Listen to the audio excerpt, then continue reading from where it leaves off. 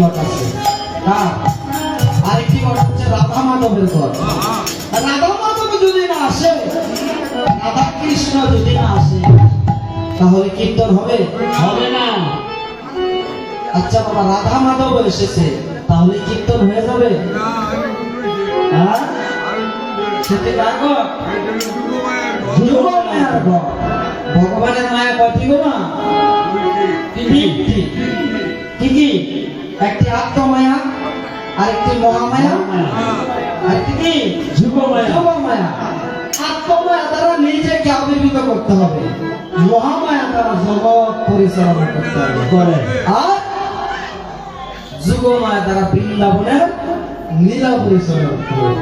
বৃন্দাবনের লীলা করে দুইজন, না জানে রাধা কৃষ্ণ, না জানে গোপীগণ।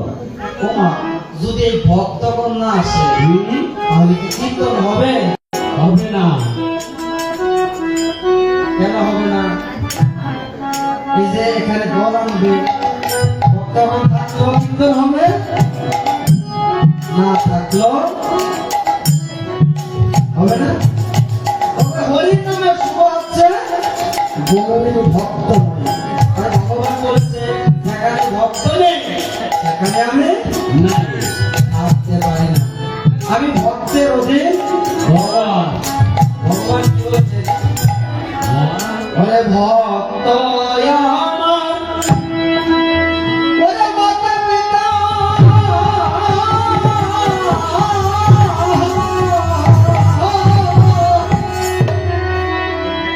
ওরে ভক্ত আমার,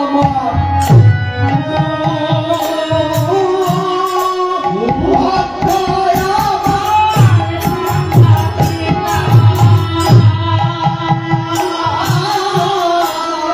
ভক্ত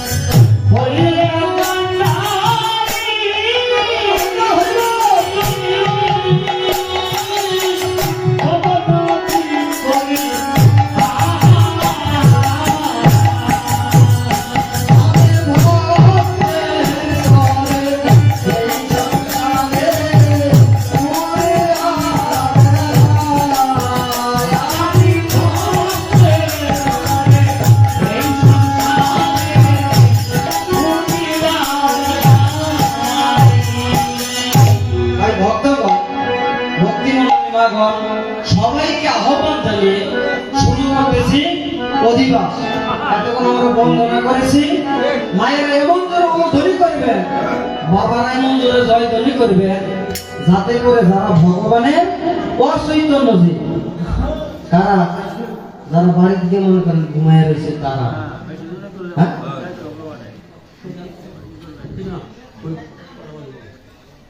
যারা ভগবানের অচৈতন্য জীব তাদের মাঝে যেন চৈতন্য ফিরে আসে